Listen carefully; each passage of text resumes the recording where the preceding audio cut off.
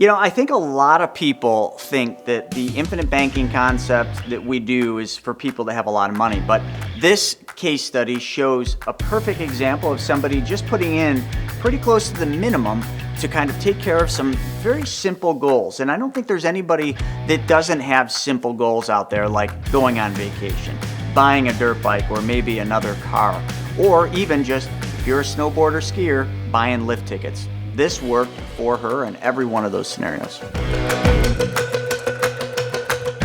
So you guys have all heard me talking about the money multiplier method, changing one thing, and how to make your money actually move, but nobody has heard me talk more than Shauna here, because she sits right next to me. She hears me talk 8 hours, 10 hours, 12 hours a day.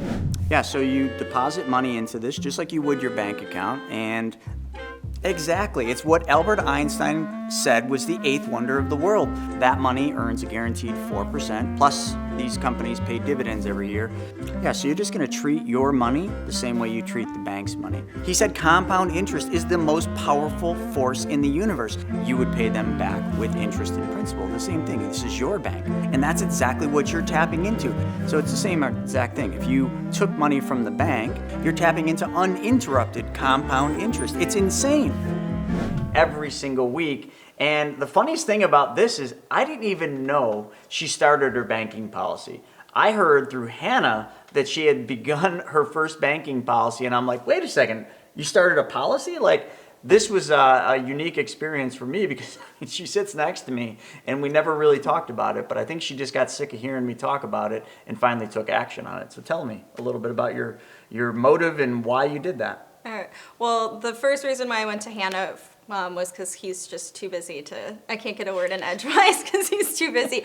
But so I just had a couple questions for Hannah that just shot her a text and just gave her my numbers. But I had learned a lot of the policies start like 10 times your age, and I just decided to start with 15 times my age. So I came up with $480 a month, and I just shot a text to Hannah, and then we got that ball rolling.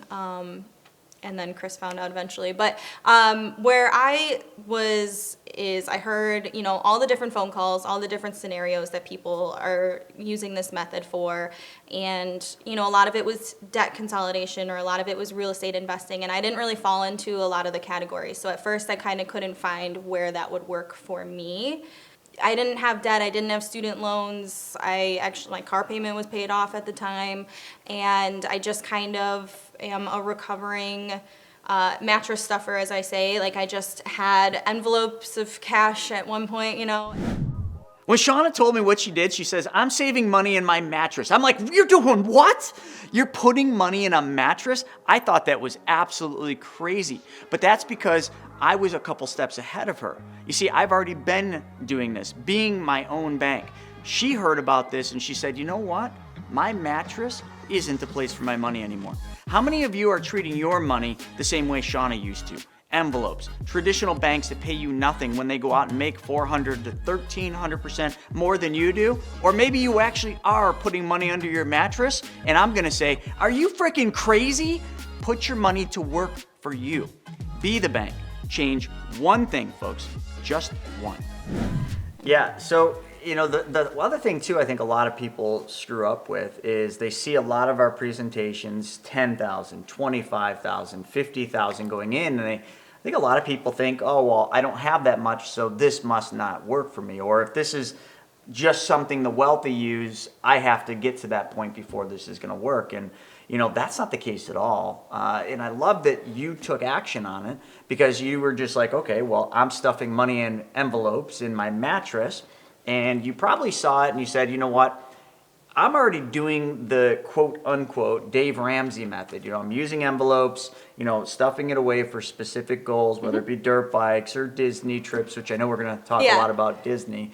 And then you're like, but every time I take the money out of the envelope and I give it to Disney, I give it, to the person for the dirt bike, that money's gone. And you're like, I should be getting something for that. And that's what you, I think, resonated with. Right. So I never really had like a positive money role model. I kind of had I like knew more so what not to do with your money, but I didn't know what to do with it. Like I just knew, okay, that didn't work out for my mom. I don't want to do that. That didn't work out for them. I don't want to do that. So, but I didn't really have the opposite where I was like, okay, this is what I should be doing.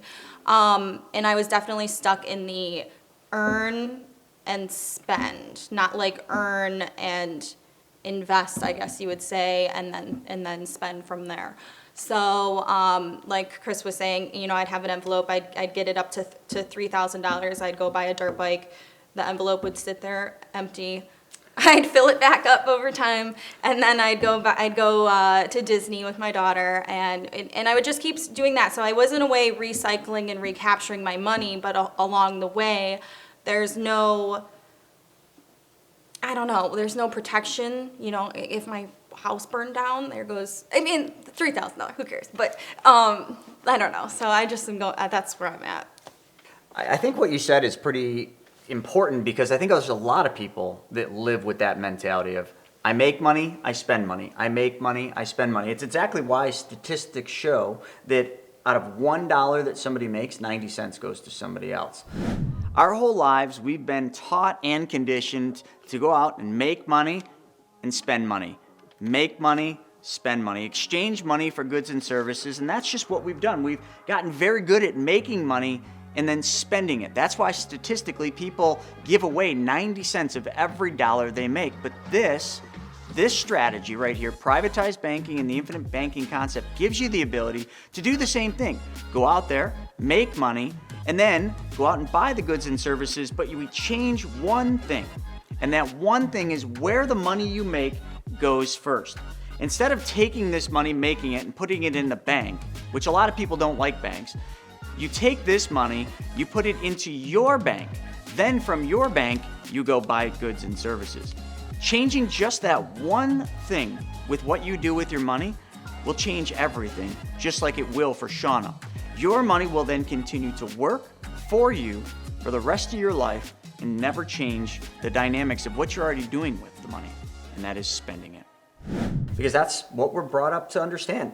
You make money, you go out and you buy the goods and services that you want. And this is always being transferred and exchanged to somebody else for all of that. And in your method, you were using envelopes, you know, the old Dave Ramsey methodology. And, you know, I agree with it. Like, it works. It's a mental thing. It allows you to compartmentalize your money. But the problem is when you fill an envelope with money and then you take it out and you go and you buy the dirt bike, the envelope is empty and you have absolutely nothing besides the good that you bought, the goods or services you bought.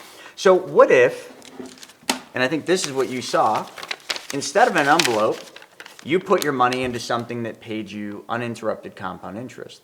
So that then when you've got the money in this, and if I had a marker, I'd write IBC, infinite banking concept on this, then all of a sudden you take money out, your money never actually leaves the envelope. But you have the money in your hands because the insurance company gives you in advance of that death benefit, which we haven't really talked about. And I know for your little one that was important. But now all the money stays in your envelope, but you had the money in your possession that you bought the dirt bike or you paid for Disney, except for now the envelope continues to keep earning interest. Then the other thing that I think is interesting that a lot of people don't look at is a lot of people use the other envelope, which is the credit card. You know, they love swiping the credit card with the intentions that at the end of the month, they're going to pay the credit card off. But for some reason, the credit card doesn't always seem to get paid off. But in a strategy like this, what you could actually do is you could use the credit card, and I'm alluding to it as another envelope, but you use the credit card to buy your goods and services, and at the end of the month, you have this envelope, which is your banking policy that you can take money from to pay off this credit card. Now all of a sudden you got all the rewards. Yeah, that's literally what I would do because obviously I can't book a flight with an envelope of cash. So I would swipe a card and then I'd pay it off. I just felt safer putting my money in my control, I would say. You know, just I don't know if it's the baby boomers in my life or whatnot, but I've just always felt like, even before learning about a safer place to put money, I just never wanted to have all my eggs in the traditional bank. And it's not even like anything bad has ever happened to me. I just don't know if people have that feeling. I do. I'd like to have it. I like to see it, feel it, and touch it, I guess, sometimes. But at one point, I actually had the same $5,000 in an envelope for 3 years. I just kept sitting on it, and I didn't necessarily pull from it or need it. And then I realized, like, you know, that $5,000 meant a lot to me 3 years ago, and then like now it's just to depreciation alone, it's just not the same. So I kind of almost like was a little bit mad at myself for like, why didn't I do something with it 3 years ago? But so the thing that also prompted me to start this was just the whole hidden tax of inflation that we are losing 3.2% to every year.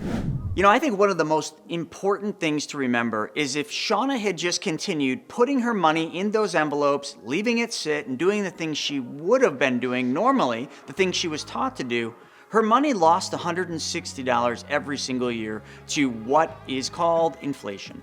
And if you took that 160 and you multiplied that times 20 years into the future, that 20 years into the future would be over $3,000 that her money would have lost. Over $3,000. Think about that. Her $5,000 would have lost over $3,000 over a 20-year period of time. That's how much money you lose to inflation every single year, and you don't even think about it. Inflation's a hidden tax that's diminishing your wealth. And all she did is changed one thing, just one thing in her life, and that was where her money went first. And because of that, she paced inflation. She didn't just keep pace with inflation, she beat inflation. After 5 years, 10 years, 15 years, and 20 years, her money was crushing inflation. Check the numbers out. Let me know what you think of Shauna's plan versus your plan. And hey, maybe you like just giving money to the government, but myself and Shauna, we'd rather give money to Mickey Mouse. So I was, you know, in one hand trying to pat myself on the back for saving money and not spending it, and at the same time losing. I could have invested it. I could have done something with it to at least, even if I just kept pace with inflation, that would have been helpful. And I think a lot of people do that. You know, they put their money in something, they save that money thinking, oh, it's safe. I won't lose any money this way. And if I go in the stock market, I'll lose money. If I invest in that, I'll lose money. This is safe. It's under my mattress. It's in my envelope. But what they don't realize is that every single day that goes by, your money becomes worth less because of a hidden tax called inflation. And inflation is misunderstood. Inflation, a lot of people think, is goods and services, the milk, the gas, the bread that you buy at the store. They think that the price of that good or service goes up. That's really not what inflation is. Inflation is actually your dollars become worth less. Like you just said, over 3 years, your $5,000 eroded at $480. So she lost $480 just because of inflation, because her dollars become worth less. And that's a big thing right now, Shauna. I mean, the government just printed trillions of dollars of debt, trillions of dollars for this stimulus bailout for COVID. And when they print money, that brings your current dollars down in value, because that money they print has to get its value from somewhere. And guess where it gets its value from? Right here. Your money today is the most valuable money you'll ever have. It will not be worth more in the future like some people think. And to prove that, if you go back 20 years ago with $1, how many candy bars could you have bought? 20 years ago? I don't know. More than you can today. That's the only right answer. You could have bought more candy bars for $1 20 years ago than you can today. I don't even think you can buy a candy bar for $1. No. But so I think one of the other things about what you did is you're now pacing inflation, or at least keeping up with it. If inflation's averaging 3.2 and you're making a guaranteed 4% on your money, that 400, you said 470 or 480 you're putting away? Ironically, 400 and what I lost to inflation over 3 years that's the same exact number that I'm going. Yeah. So 480 a month was I just went off 15 times my age. I'm 32, and so it was 480 a month, and I think that was like 5,760 for the year, and I had it laying around, and so I just put it all in annually. Like I came up with the monthly figure of what I could afford, I guess you would say, and I just put it in all annually so that it was compounding for the year rather than 480 a month. And I don't know. I figured doing it that way was better. I'd love to ask, how many of you actually use the envelope method where you take your money that you earn and you just pop it in an envelope and you save it for that rainy day or that future goal, that Disney trip, and you just leave the money there, and then somehow that money just stays there and it just sits year over year because you don't have somewhere for it to go, and you're thinking, well, it's at least safe there. I bet you there's a lot more people that do that, but wouldn't it be so nice to actually do what Shauna did, where now she's got her money in her envelope called the banking policy that she started, and then when she wants to buy something, she can go in and she can take some of that money out, go buy what she wants, or pay for a Disney trip, or buy dirt bikes, or whatever she wants to do, buy them, but the money is still in the envelope, in the banking policy, earning interest, keeping pace with inflation, and providing a legacy for you. So let's talk a little bit about you didn't have any debt. You had no car payments, nothing. So when you did this, what was the big thing you thought about using this for? So I put in 5760, and I think the cash value. Also, I set it up as like a Legacy 100, so I didn't need like a HECV. I didn't need access to it all up front. So I ended up with like a $3,500-ish Cash value. Cash value. Mm-hmm. So a trip to Disney for me and just my daughter is about $2,800. But I think you could do a lot of purchases in a year for $3,500. Like if you needed new appliances, like one year I got new furniture last year for $3,500. And then over time, so over a few years, when my cash value is at maybe like 20,000 or something like that, I plan to invest it in lending on like a real estate deal or something like that. But just even those small payments, like if you're a $300 a month payment or a $500 a month payment, there's still uses that you can find in a year to make this just a better way to spend. Even if I'm spending it anyways, I'm going to Disney anyways, I'm going to buy a childish item anyways that I find on Craigslist. So I mean, at this rate, at least at the end of the day, I have a death benefit. Before this, I had maybe a term insurance policy for $70,000 that I paid like $19 a month for.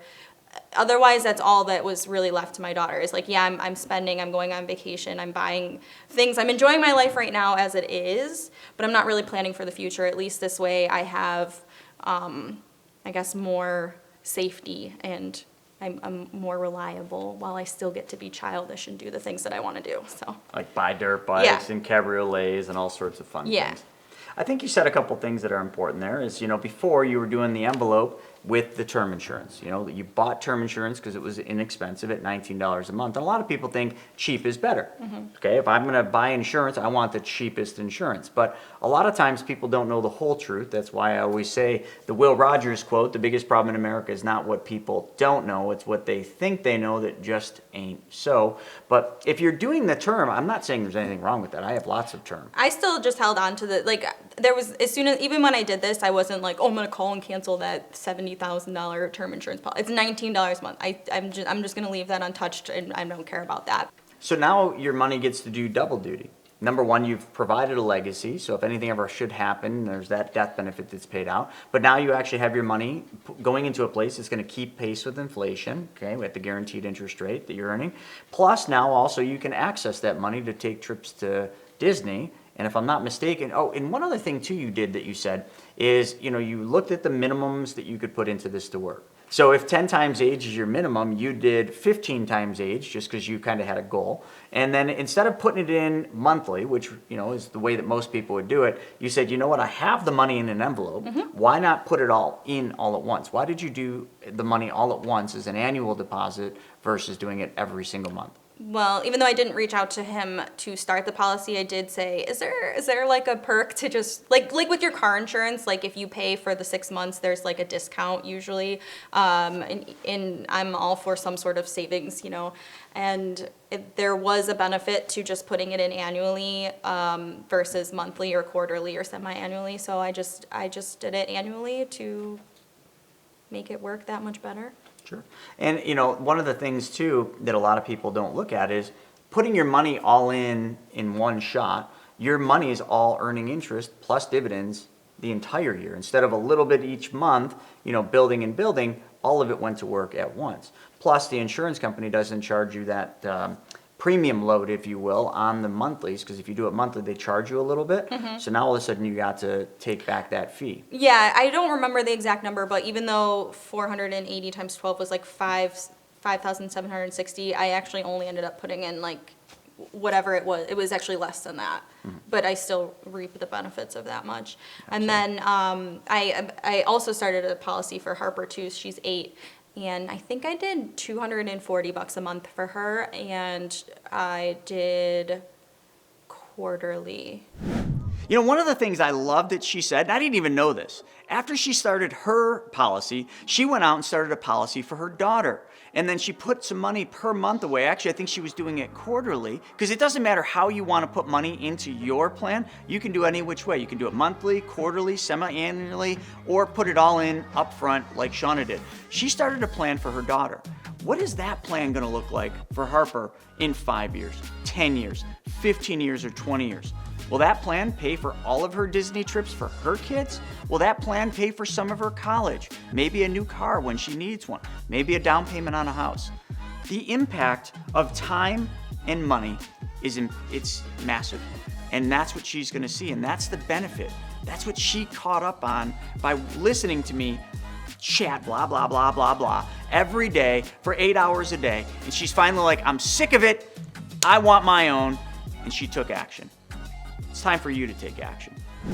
That thing's gonna be a monster when she's older. I'm hoping that, like when she's 18 or 20 or something like that, like I'll be able to help her use the cash value in a way that's gonna catapult her adult life. And it certainly will. I mean, even though to you and I, like that 200 seems like a small deposit for her at her age, she's got so much time and so much compounding will happen over that time that thing will grow to probably pretty crazy numbers. She'll have a bunch. All right, so now let's talk about what you're going to use your money for and talk about Disney World with these funny ears that we're wearing. And just in the beginning, like I said, there was only like $3,500 that I could work with, but that totally covers the trip to Disney and all the things for us. So pretty much just purchase the tickets and all that stuff on a credit card, pay the credit card right off.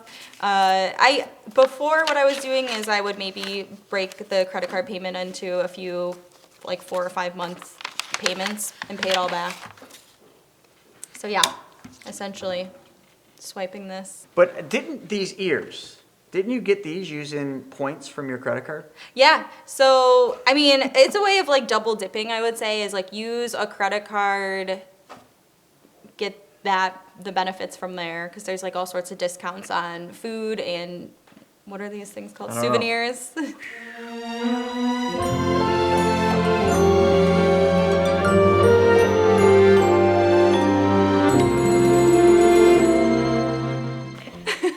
But yeah, that way you can do it all. I mean, I think you already know the best way to buy things sometimes is on those credit cards, like if it's a Lowe's credit card or a Disney credit card or even a Southwest credit card, there's always some sort of perk in there for you, and you can still do that and pay for it with this. So you get these for free using the points from this, but then you use your money in your banking policy to pay this off? Not bad. I like that strategy. I think a lot of people think, that if they don't have debts, like our video shows us paying off and so many about other things, and they don't have large deposits, they think, oh, this isn't going to work for me. But, I mean, how many things can you think of to buy for $3,000 or $4,000 or $5,000? In my mind, I have so many ideas. I want freaking LASIK eye surgery. Like I feel like you can find things to spend money on. Appliances for your house, new furniture, new dirt bikes, mini bikes, four-wheelers, snowboard trips. Oh, actually, yeah. I'm going to buy our season's passes next year this way too. Oh, that's a great idea. Yeah, because you get the discount if you buy them early, and you'll have the money sitting there. Yeah. Perfect. So I think it's just a better way. Before I was earning and spending, and this is just a better way. I'm still spending. It's just a better way of doing it. And I think a lot of people, probably do that kind of stuff. They save money for a specific thing, but the problem is their money is always eroding to inflation. They're not earning anything on that money. Plus, they don't have the benefit of the tax advantages that you have in this plan. They don't have the advantages of the death benefit. You know, if you've got a little one, it's not bad to have additional death benefit. So this just provides so much more than the traditional savings methods of popping your hard-earned dollars into an envelope and then just saying, all right, well, I'm going to keep doing this, and that's going to be used to pay for my Disney trip, my dirt bike, my season passes over to the ski resort. It's just a much better way of saving it. And all she did was listen to me talk 8 hours a day, every day for how many months? Years. For a long time. And then she changed just one thing. That's all she changed, is one thing, and put the money into this specially designed and engineered whole life policy. And now all of a sudden she's figured out how to actually become the bank, how not to have to give up the inflationary pressures or, you know, have your money deteriorate to inflation every single year. And now she gets to do all the same things she was doing before. She didn't have to save any more money than she was before, and she's got a lot more going. So we got out all the little props that the points from the credit card paid for, and now we're looking at Shauna's numbers. But like, you didn't talk anything about who this is all for. Yes, this is my daughter Harper, and I believe in patterns, and I never got to go on vacation until I was literally old enough to go to work and pay for it myself. So I started to take Harper to Disney when she was 10 months old, which is just so weird. Like, I know people are like, they'll never remember it. She remembers, like, the one time I sat in chocolate, she'll never, like, let me forget it. That I had white shorts on and sat in chocolate at Disney World. But that's besides the point. And, but so we've made it a pattern to go every year, and it's become a non-negotiable, and it was an easy first way to spend the policy money, I guess you'd say. And we've got all your numbers up here. You know, Donald Duck and Mickey Mouse have been reviewing them to make sure that they are accurate and up to snuff. So the first year you put in, let's see here, you put in $57.60, and then you have $33.62 that you can take out, and that's going to fund your next Disney trip, I believe. But what happens is over time, as you keep putting money into this, like for example, by the 6th year, you know, you're putting money in every year and she's using it. So she's putting money in and then taking it out to go see Mickey Mouse, Donald Duck, and the princesses, as you see here. And obviously, during the process, getting more little ears, like these pretty ones that we have on. I know you guys love this. So you guys get to use your points and you get to use them most effectively to buy these things. But by the 6th year, you put in $57.60, but you actually have more than $57.60 to take out, because now the plan's hit its efficiency point and you're able to take out $57.79. I think this is a unique part in all these plans. Now, we talk about this a lot, but let me explain this. This would be like when you go to Disney World, there's vending machines everywhere, right? Imagine if you went to Disney World and you put well, I think they all take $5 bills there. I don't think there's anything for $1. You put a $5 bill in the vending machine, and the vending machine all of a sudden spits out your $5 bill, and you're like, oh, it's broken. But then you push the button to get Mickey Mouse here, because that's what you're buying for $5. So you push the button, and Mickey Mouse falls. And you're like, oh, this vending machine's definitely broken. I got my $5 back. I got my Mickey Mouse hand toy here. And then all of a sudden, you're just about to walk away, and you hear cha-ching, cha-ching. It drops some change.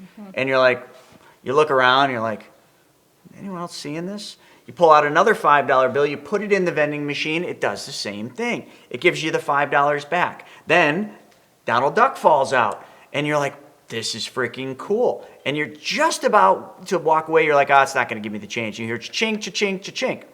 And every single time you put the $5 in, it gets you a new toy, and you hear the change drawer, cha-chink, cha-chink, cha-chink. That's what this plan is. This specially designed and engineered whole life that we set up for you, or you set up for you, I didn't set it up. This plan, every single year after the 6th year, you have more money than what you did before. So Mickey Mouse will point out here that in year 7, you put in $57.60, but you have $63.54. By year 10, you put in $57.60, and you have $69.81. Every single year that goes by for the rest of your life, all the way down, doesn't matter what age you hit, there's going to be more money that you're putting in, or more money that you're getting out for every dollar you put in. And I think we ran this to, what did we do? We did up to year 22. So by the 22nd year, you will have put in $80,640 total, okay?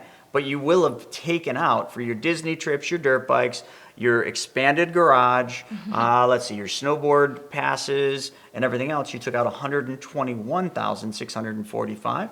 Should anything ever happen to you along the way, you had just shy of a $500,000 death benefit. So something happens, she gets to go to Disney for the rest of her life on this policy.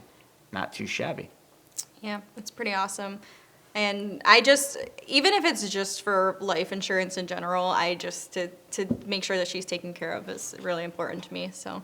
I think it's awesome. You know, and this is our mapping team does this. You know, we build this cash flow model, which shows every single year. She knows exactly how much money she has to take out for that trip. So every year, if you'll notice, you have more and more and more and more and more money. So you're going to have to take nicer and nicer trips. Eventually, I mean, when you get to that point, you guys are going to be flying first class. Yeah. And then not only that, I think one other really cool thing about this is your returns.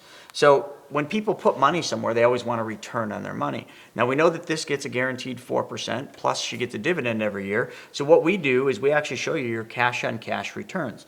So by year 5, you put in $57.60. That $57.60 net of costs, net of the cost of insurance for the death benefit, net of that annual $50 policy fee, you made 5.28% cash on cash return. But wait, there's more. By the time you do that in the 10th year, because we did every 5 years, by year 10 you put $57.60 in and you made 33% on your money. Okay, not too bad. So you put in $57.60, but you took out $7,680. And then after that, you were asking, you said, well, how come in year 11 I can only put $2,304 in? Yeah. Well, do you know now? No. It's the MEC rules. So the IRS has limits that were set. So back a long time ago when the tax code was written, well before Mickey Mouse was in existence, the tax code basically, well, this was actually in 1988, but the tax code made it so that there's a MEC 7 pay rule, and I'm not going to get in the weeds, but that's the most you can put in by IRS standards. They don't let you just keep putting the amount you want in forever and ever. They limit it. So in year 11, we dropped down to $2,304. But in year 15, that $2,304 gives you the ability to take out $5,898. That's not too shabby. Crazy. It's 155.99% cash on cash return on your money. And by 20 years old, you put in $2,304. You can take out $8,123. Imagine going to your bank, or your old way of doing it, the envelope, right? Imagine putting $2,304 in this envelope. Then wait a year, not even, you come back and you open the envelope back up and you're like, it feels a little heavier. And all of a sudden you look at it and there's $8,121 in there. Crazy. And you're just like, wait a second, I only put $2,304. That's the power of uninterrupted compound interest. And that is a 252% cash on cash return. That's So I awesome. mean, this silly, specially designed and engineered whole life that you started to fund your Mickey Mouse and Disney trips and maybe buy season passes, that's what it's going to do for you in the future. Yeah, like I said, I just was coming at it from, I didn't have debt, so I didn't need to get out of it, and I wasn't in a sticky situation, and I didn't have any sort of real estate investments or anything that I was trying to accomplish, but it's just a better way to I was saving and spending, so this is just a better way to do saving and spending. Awesome. So Mickey Mouse said, no more need for envelopes. High five. Don't leave me hanging. You know, I bet you it's hard for you to take me serious with these ears on, but you know what's hard for me to take serious? When people tell me I don't have any money to do this. Because you're spending your money somewhere, your money's going somewhere every single day of every single week of every single month. You're giving your money away. Why don't you just start by looking at who you're giving your money to and then take that money back? That's all you gotta do. Stop coming up with excuses as to why you can't do something and start thinking about ways you can do it, because you know what? I did this and I'm actually talking to you seriously, but you're not taking me serious. I'm not taking you serious when you say you can't do something. You can. And so you do. Yeah, something like that.